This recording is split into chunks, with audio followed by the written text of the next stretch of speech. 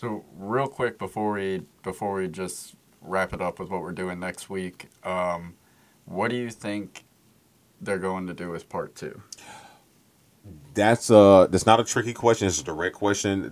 But I will add on. What do I think they will do and what they should do? Okay, what I think they will do is I think they will push the story back and let the while this story the Black Panther story was meant to lead the second phase of not phase four but phase four and phase five of Marvel, because they have different phases. If you didn't know that, most comic book fans know that they have different phases. So while that's not going to happen anymore, because remember, Chadwick never does.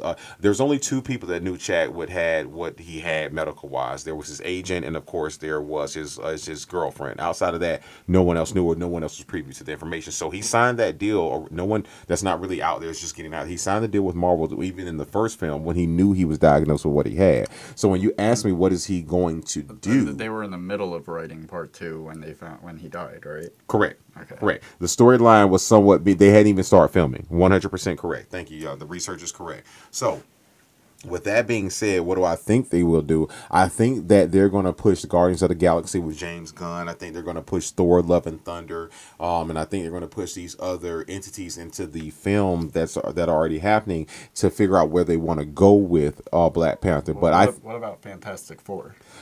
see, here's the thing with Fantastic Four. That's been rebooted at least 4 or 5 times. No franchise has been more rebooted than Fantastic Four. You got like the '80s version. You got the Reed Richards version. I'm not Reed. The one we got when we were kids, and then you got the one with Michael B. Jordan yet again, which is why I don't like characters playing the same character.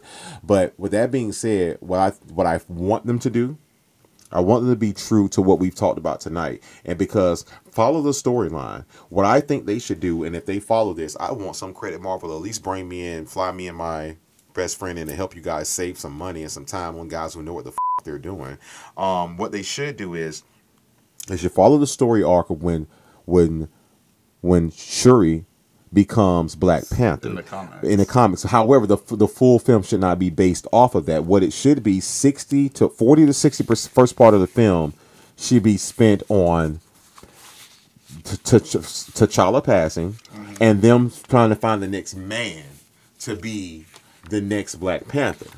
So while all this is happening, Shuri is saying she does not want the throne. She doesn't want any of these things. But while this is happening, while they're going through the same battles we saw from Wakanda 1, for them to find out the next Black Panther, they're attacked. They're attacked by the city of Atlantis, which in Marvel lore is when Namor and the city of Wakanda go to war. Atlantis and Wakanda go to war.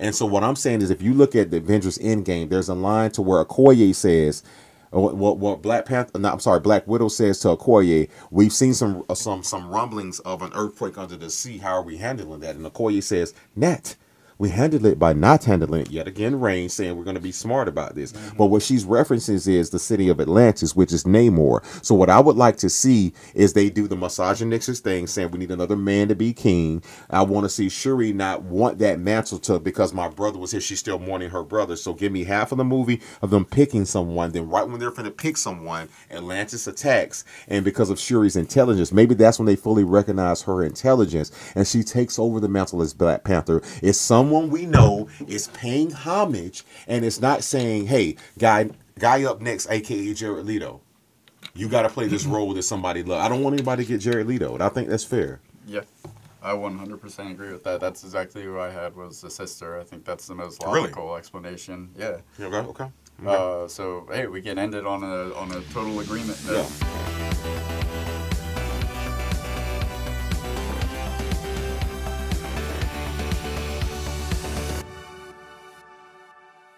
That's the trailer.